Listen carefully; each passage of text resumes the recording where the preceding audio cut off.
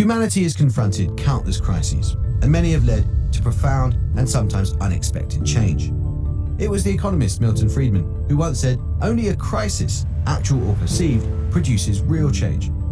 But what kind of change can we expect in the aftermath of the coronavirus pandemic?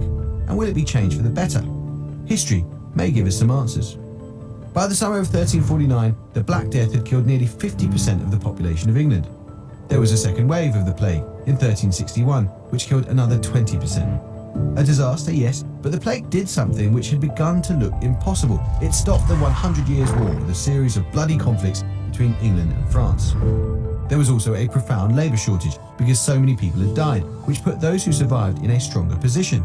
Eventually, the exploitative feudal system, under which peasants swore allegiance to lords in exchange for a patch of land and some protection, collapsed. Fast forward to 1918, and another devastating wave of disease was sweeping the world. The so-called Spanish flu, although it didn't actually come from Spain, spread through crowded troop transports and munitions factories towards the end of the First World War.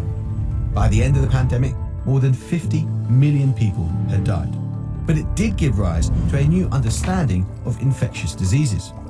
And that spurred the development of public health systems across the developed world, as scientists and governments realized that the best defense against pandemics was at a societal rather than an individual level.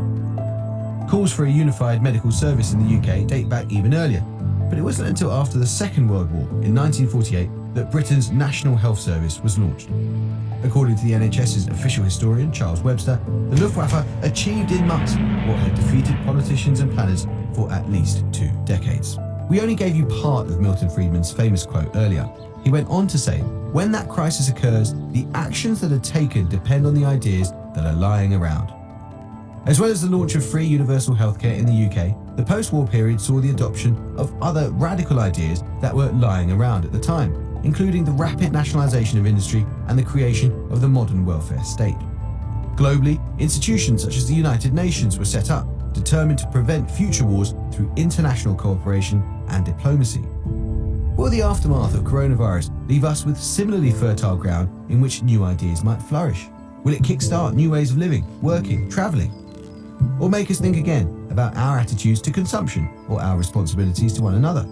Will ideas such as universal basic income, virtual education, or even healthcare delivered by robots become logical next steps in a profoundly altered world? Or will we pick up where we left off as if nothing had happened? And if there is to be change, who will decide if it's change for the better? After all, not all the ideas lying around will prove to be the right ones.